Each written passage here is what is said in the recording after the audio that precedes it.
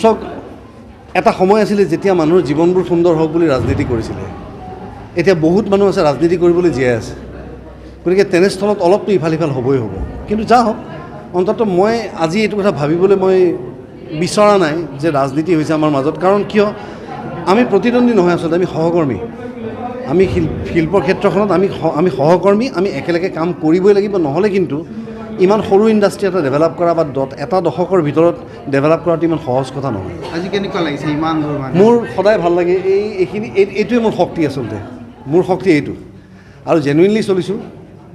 আজীৱন চলিলোঁ একো বেলেগ কাম নকৰোঁ এটাই কাম কৰোঁ গতিকে তেওঁলোকৰ মৰণটো মই পাওঁ সেইটোৱে মোৰ শক্তি আচলতে এয়ে মোক চলাই ৰাখে আজি যে সকলোৰে বিৰুদ্ধে মাত মাতিব পাৰোঁ বেয়া হ'লে এইটোৱে শক্তি মোৰ আৰু এইটো যিদিনাখনলৈকে থাকে সেইদিনাখনলৈকে মই সেই একেটা পথতেই চলি থাকিম আমাৰ প্ৰতীক চিহ্ন গড়টো ময়ো এটা গড়ে মই এনেকৈ চলি থাকিম চিধা